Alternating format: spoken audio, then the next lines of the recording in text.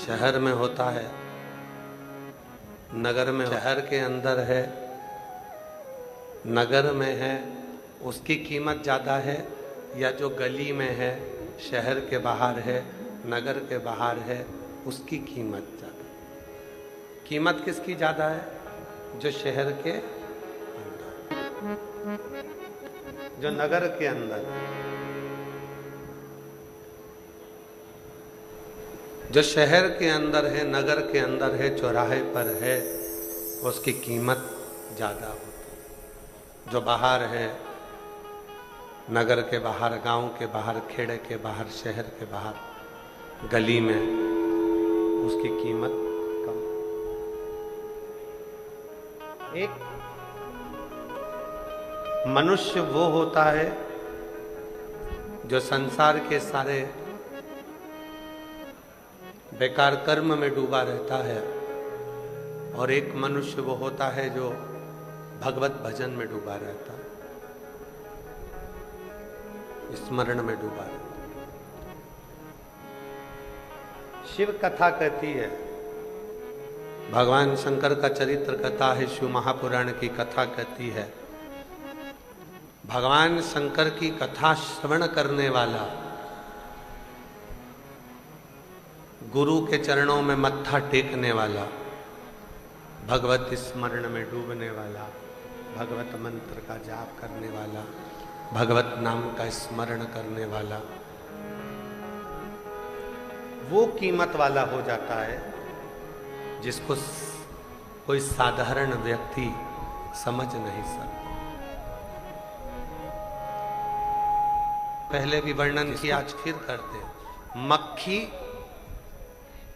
किराने की दुकान पर बैठी, उसकी कोई कीमत नहीं है। मक्खी सब्जी पर जाकर बैठी, उसकी कोई कीमत नहीं है।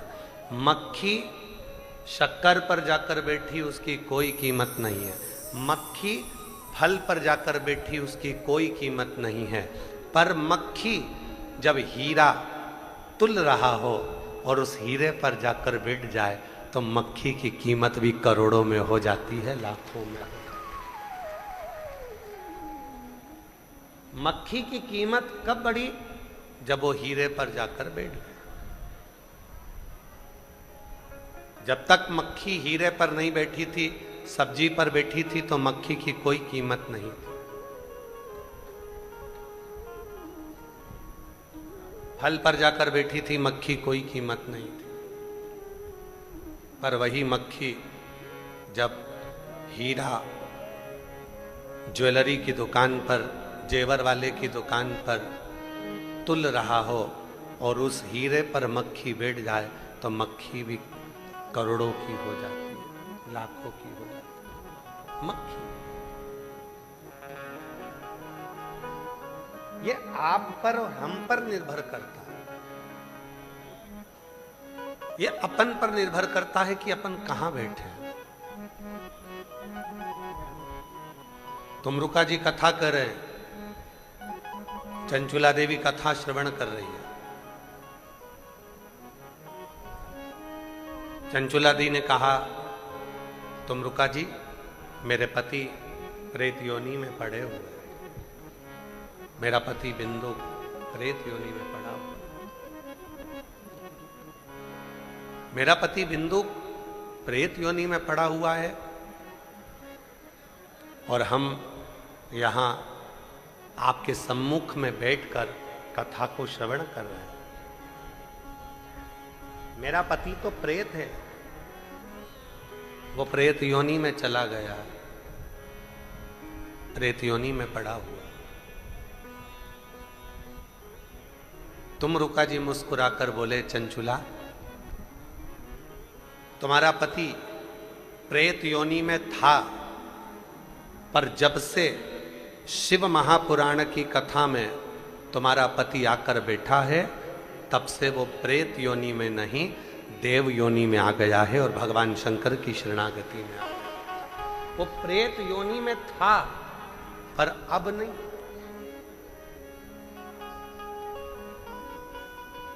वो प्रेत योनि में था, पर अब नहीं।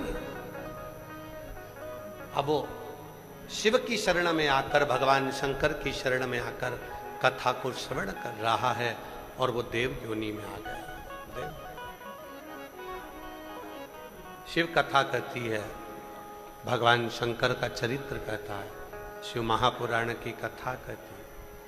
आप जब तक संसार के लोगों में पड़े हुए हो आपकी कोई कीमत नहीं, पर जिस दिन आप भगवान शिव के इस पवित्र शिव महापुराण की कथा में आकर बैठ गए, समझ मैंने अनुभव किया।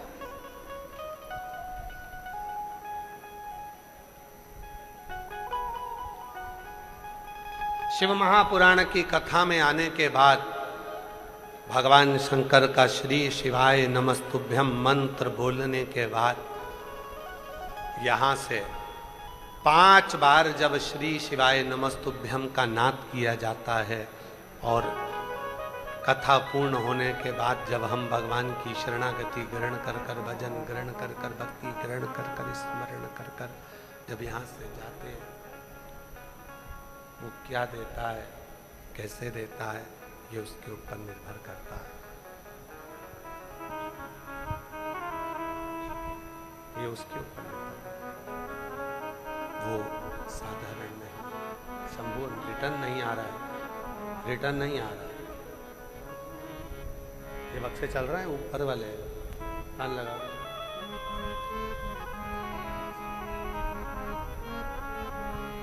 यहां पहुंचने के बाद,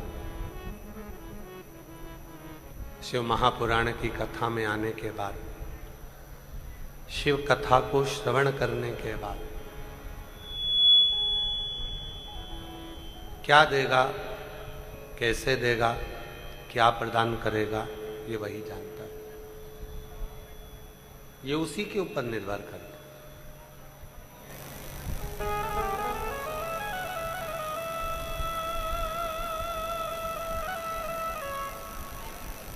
महाराज, बस इतना याद रखना है हमको, जब भी हमने कल एक बात कही थी, गुरुद्वारे में जाओ तो अपने अभिमान को घर छोड़कर जाओ, मंदिर में जाओ तो अपनी अभिमत्ता को घर छोड़कर। शिव की शरणागति में, परमात्मा की शरणागति में अपने अभिमान को दूर रखकर फिर शिव के पास, फिर गुरु के पास, फिर परमात्मा के पास क्या मिलेगा, ये वही जान।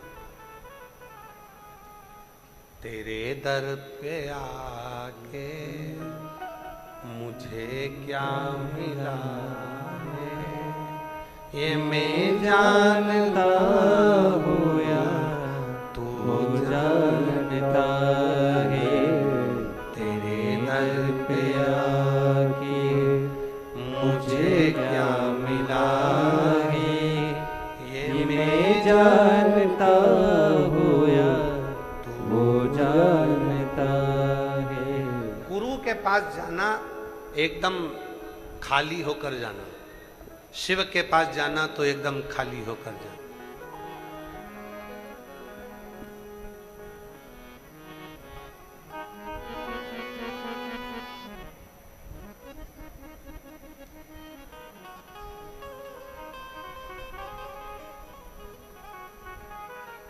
खाली होकर।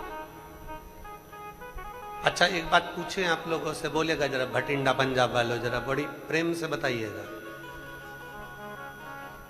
मोबाइल में बहुत सारे फोटो भरते जाओ, व्यर्थ के फोटो इकट्ठे करते जाओ, करते जाओ, करते जाओ, करते जाओ, करते जाओ, व्यर्थ के जो काम के ही नहीं है। मोबाइल अच्छा चलेगा, अरे बोलो तो जम के नहीं चलेगा, हैंग मारेगा, अटक जाएगा, काम नहीं करेगा, बार बार बटन दबाना पड़ेगा तो भी वो दिमाग को हैंग कर देती है, मन को हैंग कर देती है। व्यर्थ। जब मोबाइल में फालतू के फोटो रखते गए तो मोबाइल सही नहीं चलता, मन के अंदर अगर व्यर्थ की बातें रखते गए तो ये मन भी भगवान में नहीं लग पाता, ईश्वर में नहीं लग पाता, अटक जाता। तो क्या करना है?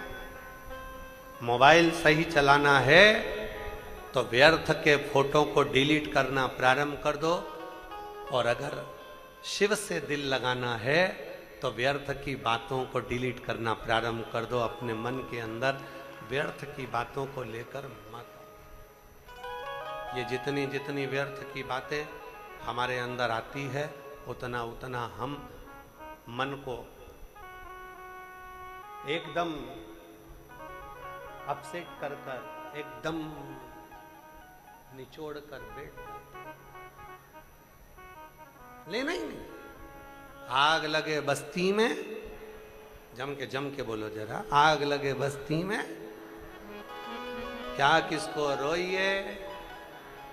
अपने को ज्यादा टेंशन नहीं लेना।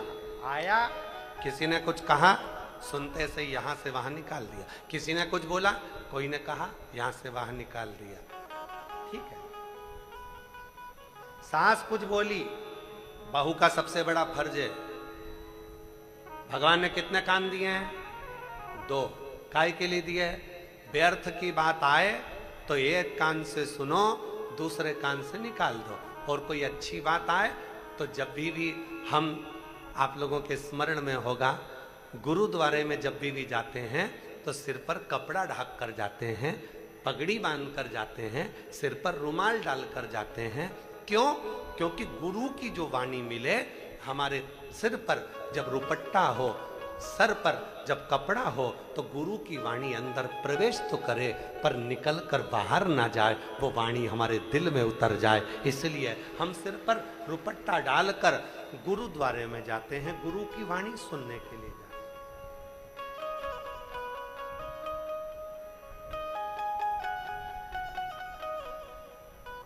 हम गुरु की वाणी सुनने के लिए जाते हैं तो सिर पर कपड़ा डालकर जाते हैं, पगड़ी बांध कर जाते हैं। गुरु की वाणी मिले, गुरु के शब्द मिले, पर वो बाहर ना निकले, हमारे भीतर उतर जाए। और व्यर्थ की बात मिल जाए, तुरंत डिलीट करो। सास ने कोई व्यर्थ की बात कह दी, पलट कर जवाब नहीं देना, डिलीट कर देना। ससुर ने कुछ कह दिया, व्यर्थ की बात कह दी, डिलीट कर दो। बहू ने कुछ कह दिया, सास को डिलीट कर दो। पति को कुछ कहा, डिलीट करो। पति ने कुछ कहा पत्नी से, डिलीट करो। ये जितना अगर तुम इसको रखते जाओगे, मैं शादी कर कर आई थी और मेरे घर के लोगों ने ऐसा बोला था, मैं ऐसा कर कर आई थी, उन्होंने ऐसा कहा था, मकान के मुहूर्त में ऐसा बोल दिया था, फैक्ट्री के मुहूर्त में ऐसा बोल दिया था। हम रखते गए, फिर जैसे फोन हैंग मारने लगता है, उसी तरह ये दिमाग भी हैंग करने लगता है, ये मन भी विचलित होने लगता है। डिलीट करना सीख लो।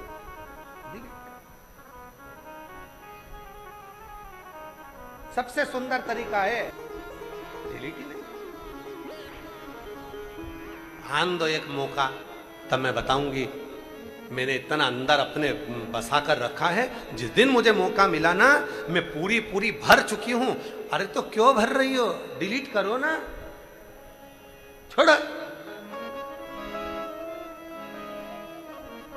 भगवत भजन में लग जाओ। बोलने वाला बोलता रहेगा, कहने वाला कहता रहेगा, और आप अपना स्मरण करते चलो।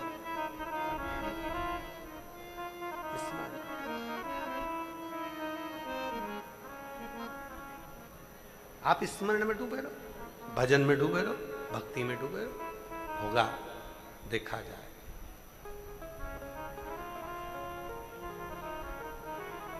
चित्त को परमात्मा में लगाना जरूरी है। और जिस दिन तुम्हारा चित्त परमात्मा में लगना प्रारंभ हो गया, समझ लेना कि तुम्हारे जीवन में जितनी चिंता थी वो चली गई। पहले साधु, सन्यासी, तपस्वी, साधक, उपासक, संत, ब्राह्मण, सन्यासी, कोई फकीर, कोई भिक्षुक, जब दरवाजे पर मांगने के लिए आता था तो पैसे नहीं मांगता था, अन्न मांगता था। आटा दे दो, चावल दे दो, रोटी दे दो, भोजन दे दो। बोलो सही है कि गलत है? पहले के समय में संत आते थे, साधु आते थे, सन्यासी आते थे, तपस्वी आते थे, फकीर आते थे। दरवाजे पर अगर कोई मांगने आता था तो वो खाने के लिए मांगता था, कुछ मुझे भूख लगी है, भोजन दे।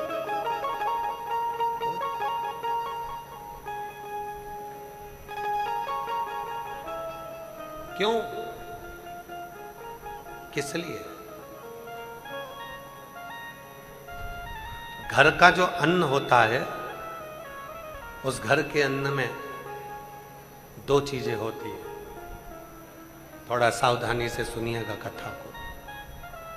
घर के अन्न में दो चीजें होती है, एक होती है चिंता और दूसरी होती है शांति।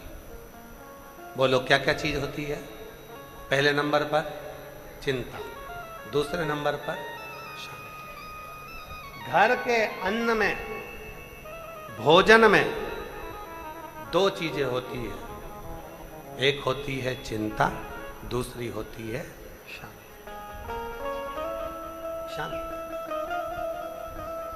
संत, साधु, गुरु, सन्यासी, तपस्वी, साधक, उपासक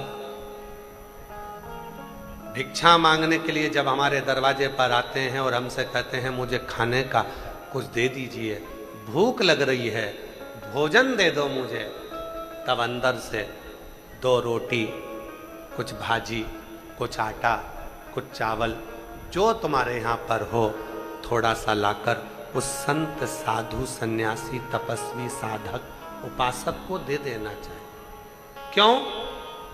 वो हमारे घर से केवल अन्न लेकर नहीं जाता। जब कोई संत, कोई साधु, कोई सन्यासी, कोई तपस्वी, कोई साधक, कोई हमारे दरवाजे पर मांगने के लिए अन्न आता है, तो हमारे घर की पूरी चिंता को लेकर चले जाता है और हमें चिदानंद में, भगवान की अविरल भक्ति में डुबो जाता है। चिंता। संत केवल तुम्हारे दरवाजे का भोजन नहीं कर रहा है, साधु केवल तुम्हारे दरवाजे की रोटी नहीं खा रहा है, सन्यासी, तपस्वी, साधक, उपासक केवल तुम्हारे दरवाजे की रोटी या सब्जी नहीं खा रहा है। संत, साधु, सन्यासी, तपस्वी, साधक, उपासक तुम्हारी चिंता को लेकर वो भी समाप्त कर देता है।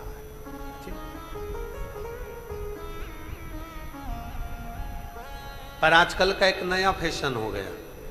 आज के जमाने में संत साधु को रोटी दो तो लेते नहीं है, पैसा चाहिए। साधु है ही नहीं। असली जो सन्यासी होता है, असली जो संत होता है, उसको तो थोड़े से दरवाजों पर जाकर अन्न की भिक्षा मांगना होती है और वो भिक्षा मांग कर पाकर अपने उदर की तृप्ति कर कर चल देता है। उसको तुम्हारे वैभव से, उसको तुम्हारे धन से कोई मतलब, उसको धन से मतलब ही नहीं, उसको तुम्हारे वैभव से मतलब ही।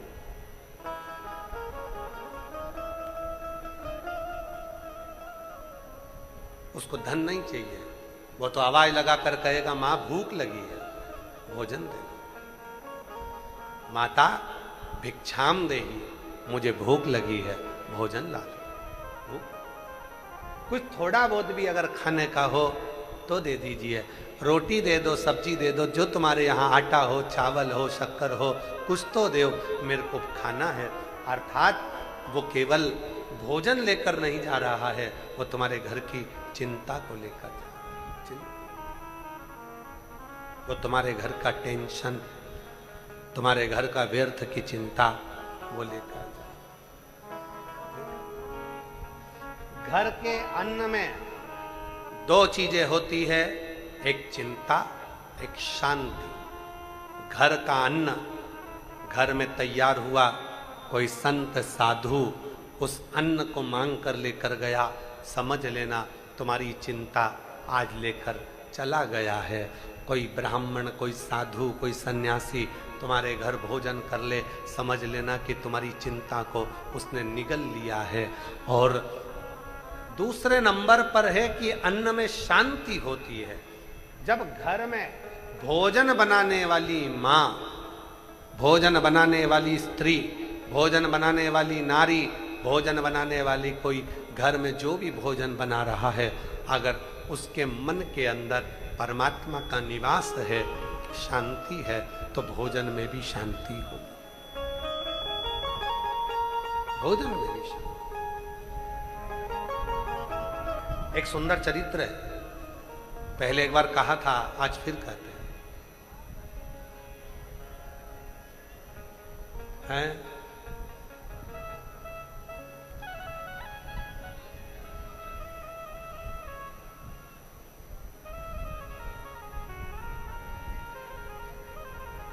एक सुंदर सी कथा है, बड़ी सुंदर,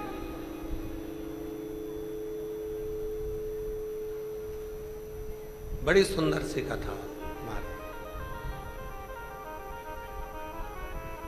एक राजा खूब टेंशन में रहता था, खूब टेंशन। राजा इतना टेंशन करता था, इतना टेंशन करता था कि राजा को भी समझ में नहीं आता था कि मैं इतना चिंता में, इतना टेंशन में कैसे रहता। आवाज़ सेट नहीं हुई है, बाहर का पूरा गूंज गूंज हो रही है, और यहाँ की तो खैर आवाज़ जाने दो, पर वहाँ की आवाज़ इतनी आ रही है क्योंकि वो गूंज के कारण आ रही है।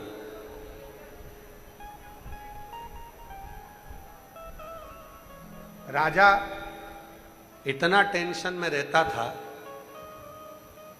कि राजा को भी समझ में नहीं आता था कि मुझे इतनी चिंता क्यों, इतना टेंशन।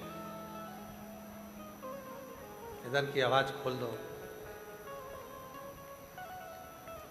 राजा को समझ में नहीं आता था कि मैं इतना टेंशन में क्यों। राधा ने अपने मंत्रियों को बुलाया, पूछा कोई विद्वान ज्योतिष आचार्य को लेकर आओ, पूछो कि मेरे मन में इतनी अशांति क्यों रहती है। किसी ज्योतिष आचार्य ने कहा तुम्हारे ग्रह बेकार चल रहे हैं। एक को हाथ भी दिखाया, पत्रिका भी दिखाई, नग भी पहना, सारा साथ काट देना, सब कुछ करा, सब कुछ देखा, सब कुछ पाया, परंतु कोई सुख अनुभव नहीं। सब कर कर देख लिया, परंतु उसका कोई सुख का अनुभव। शंभु शंभु शंभु शंभु शंभु शंभु शंभु, सब कुछ कर कर देख लिया, पर कोई अनुभव नहीं, कोई शांति नहीं। आखिरी में राजा ने सब समाप्त करा और राजा अपने गुरु के पास गया। अब गुरु जो होता है ना, वो ना तुम्हें, ना तो तुम्हारी ज्योतिषी करेगा, गुरु ना तुम्हारा हाथ देखेगा, गुरु ना तुम्हारा भाग्य बताएगा। अगर असली गुरु है तो तुम्हारा भाग्य नहीं बताएगा, असली गुरु तुम्हें परमात्मा से जोड़कर तुम्हें भाग्यवान बनाने का प्रयास करेगा। वो तुम्हारा भाग्य बताने का प्रयास नहीं करेगा।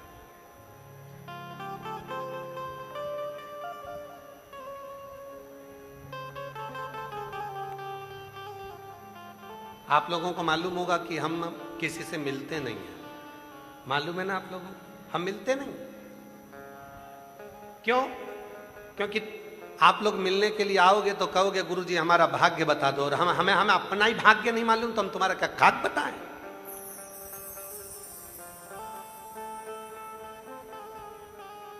हम तुमसे नहीं मिलते, आपको बुरा लगे भला लगे कैसा भी लगे, पर हम किसी से नहीं मिलते।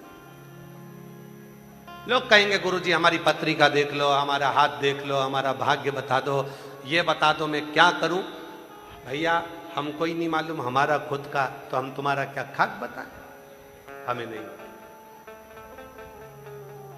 असली गुरु का सबसे बड़ा फर्ज यही है, वो किसी का भाग्य नहीं बताता, पर इतना जरूर है वो भगवान की शरणागति में लगाकर उसके भाग्य को बदल देता है, उसके भाग्य को बदलने में कारगर असली गुरु है।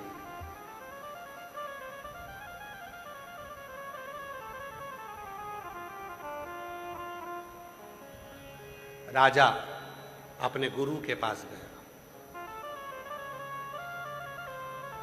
गुरुजी ने पूछा, राजन आज तुम अपना पूरा काम छोड़कर मेरे नगर में, ये मेरी कुटिया में क्यों? राजा कहने लगा, महाराज मैं बहुत चिंता में पड़ा हूं, रात भर नींद नहीं आती, भोजन भूख नहीं लगती, मैं भोजन भी नहीं कर पाता, मैं रात भर सो नहीं पाता, टेंशन टेंशन टेंशन टेंशन लगी रहती है। क्या टेंशन होती है, क्या चिंता होती है, समझ में नहीं आ रहा। क्या चिंता है, समझ में नहीं आ रहा, बस चिंता ही चिंता लगी रहती है। गुरु जी ने कहा, एक काम कर, भोजन कौन लेके आता है? मेरी धर्म पत्नी। भोजन कौन बनाता है? भोजन बनाने वाली एक दासी रखी है, भोजन बनाती। गुरु ने कहा, वो भोजन बनाने वाली जो है उसको बुला, उससे पूछ तेरे घर में कोई परेशानी तो नहीं है। राजा ने भोजन बनाने वाली को बुलाया, पूछा तुम्हारे घर में कोई तकलीफ है क्या? उस भोजन बनाने वाली ने कहा, घर के अन्न में दो चीजें होती हैं, एक चिंता भी होती है, एक शांति भी होती है। चिंता भी है, शांति।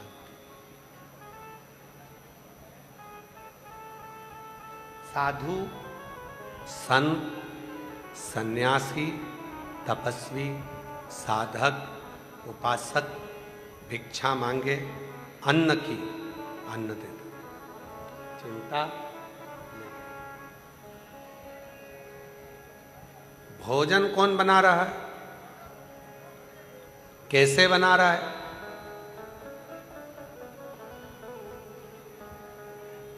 किसके लिए बना रहा है, किस भाव से बना रहा है, ये उस पर नहीं, उस पर नहीं।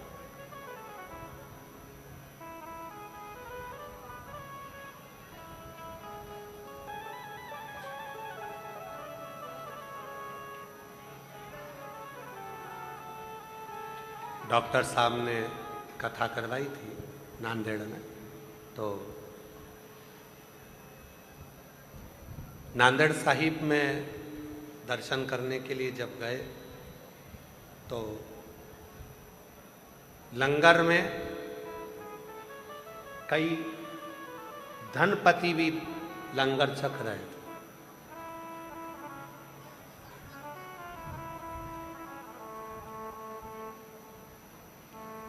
किसी से पूछा कि बहुत पैसे वाले लोग, करोड़पति भी लंगर छक रहे हैं। उन्होंने कहा, गुरुजी होटल का भोजन तो बार बार मिल जाता है, ढाबे का भोजन भी बार बार मिल जाता है, पर गुरु की शरणागति का भोजन बहुत कम मिलता है, और जो पाता है वो निहाल हो जाता है, जो वो निहाल। किस भाव से बनाए भोजन, किसके लिए बनाए भोजन, किसको भोग लगाया गया इस भोजन का, किस भाव का है वो, हमें सुख देता है, सुख।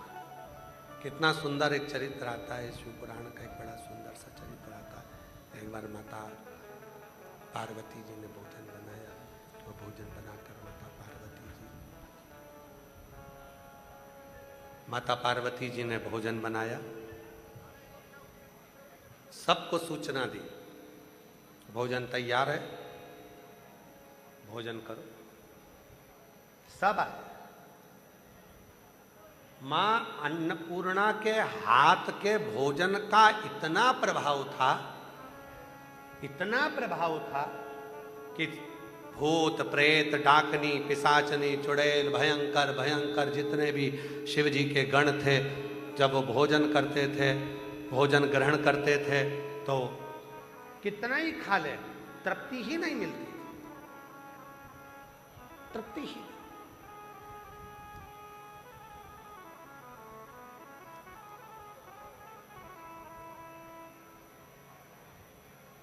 एक बेटे से पूछा जाए ना कि सबसे अच्छा भोजन किसके हाथ का लगता है, भले वो झूठ बोलेगा कि मेरी पत्नी अच्छा भोजन बनाती है, झूठ बोलेगा, पर सही में उससे पूछा जाए कि सबसे अच्छी दाल, सब्जी, पराठा अगर कौन बना सकता है, तो चुपचाप से कान में आकर